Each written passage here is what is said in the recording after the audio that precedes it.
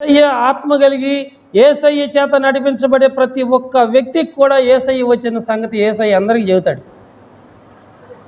మొదట దేవుని యందు శ్వాసం ఉంచి చనిపోయిన వారి సమాధులు తెరవబడితే వాళ్ళు వెళ్ళిపోతారు.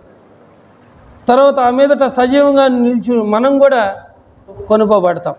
దీనికి ఎక్కడుంటే గద్దలు అక్కడ పోగవుతాయి. అలాగే యేసయ్య వచ్చినప్పుడు మనకు ఎవ్వరూ చెప్పాల్సిన పని లేదు, మనకు తెలిసిపోయింది.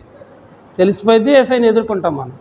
కనుక నోవాహు దినాల్లో ఏం జరిగింది, లోతు దినాల్లో ఏం జరిగింది, మనుష్య కుమారుని దినముల్లో కూడా అదే జరిగింది.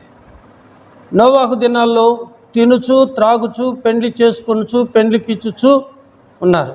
లోతు దినాల్లో కూడా తినుచు త్రాగుచు పెండ్లాడుచు పెండ్లికిచ్చుచు నాటుచు ఇల్లు కట్టుకొనుచు సంతోషంగా సెలబ్రేషన్ చేసుకుంటూ ఉన్నారు.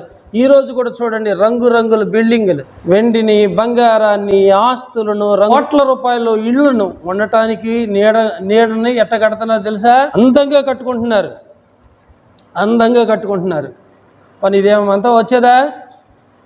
ఎందుకోసం? ఉండటానికి కాదు. వాడికంటే నా ఇల్లు గొప్పగా ఉండాలి, గొప్పల కోసం కట్టుకుంటున్నారు నానా అప్పులు చేసుకొని. చివరికి ఈ సమస్యల వల్ల దేవుని దగ్గరకు కూడా రావాలనే మనసు కూడా అనిపించదు.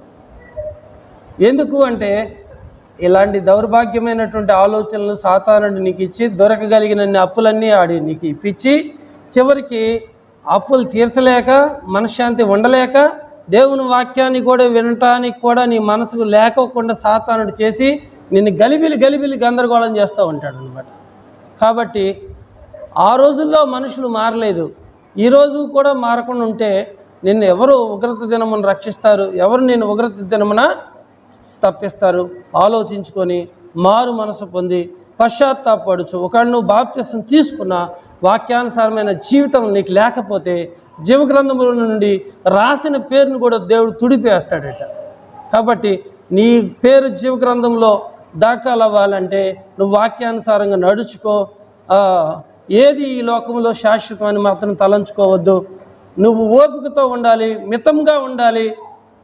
అన్ని సమస్యల్లో ఇరుక్కుపోకూడదు. సమస్యల్లో ఇరుక్కుపోయి చివరికి ఇక మనం ఏం చేయలేని వారంగా మాత్రం ఉండొద్దు. దయచేసి చెబుతున్నాను, ఉన్నదాంతో సంతృప్తి చెందాలి. దేవుని రాకడ కొరకు సిద్ధపడాలి. భూమి శాశ్వతం కాదు, దేవుని రాకడ మాత్రం శాశ్వతంగా ఉండిద్ది. నోవాహు దినాల్లో జరిగిందిగా, జలప్రళయం వచ్చిందిగా, లోతు దినాల్లో అగ్నికందకాలు కురిసినాయిగా, మనిషి కుమారుడి దినాల్లో కూడా వస్తాయని చెప్పాడు కదా. మరి చెప్పినప్పుడు నువ్వేం చేయాలి? జాగ్రత్త పడాలి. ఆ విధమైన కృప దేవుడు మీకు దయచేయును గాక.